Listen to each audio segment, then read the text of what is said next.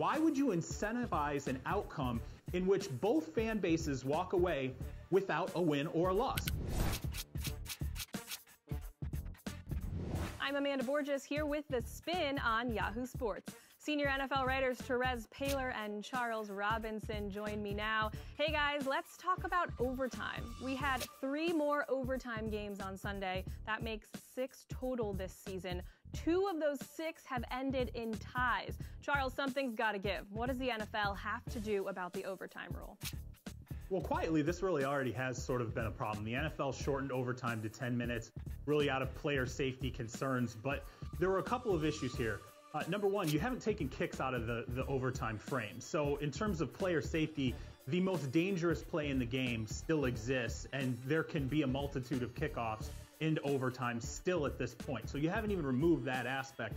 But when they shortened it, one of the things that I think the Rules Committee was a little nervous about was, number one, you didn't want more ties, and already we're looking at potentially having more ties this season. 2 in 4 weeks is ridiculous.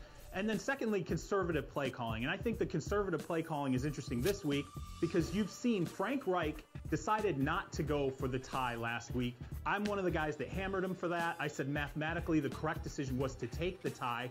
But I agree that is a problem because it has incentivized ties in the NFL. And if you think about it, it costs a lot of money to go to an NFL game now. Why would you incentivize an outcome in which both fan bases walk away without a win or a loss? No outcome. No one wants to pay hundreds of dollars to see a product in person, let alone on television, and not see an outcome. So I think all in all, this is a situation where ultimately the NFL is going to have to look at maybe tweaking or even changing overtime to sort of that college football format, which is wildly exciting in the college game.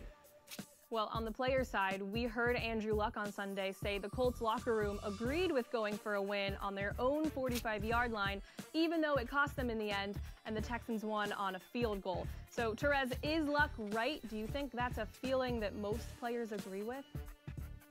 I think that they probably do, and here's why. You know, Frank Reich has only coached 4 games with the Colts. He's a new coach there.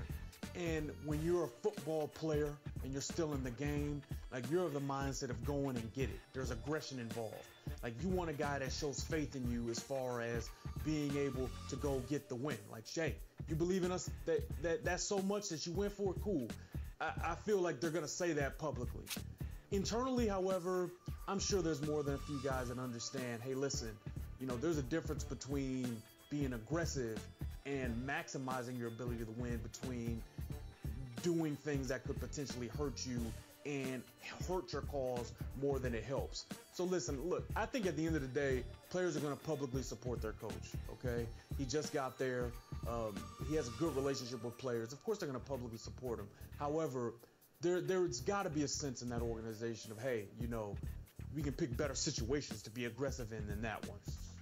Right. In the player reaction that I've seen, most don't like tying a game because they've sacrificed their bodies for an entire game to then walk away not knowing how to feel.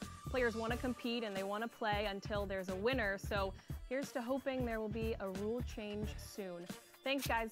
Make sure to follow Yahoo Sports NFL on your favorite social media channels and keep up to date with The Spin on Yahoo Sports.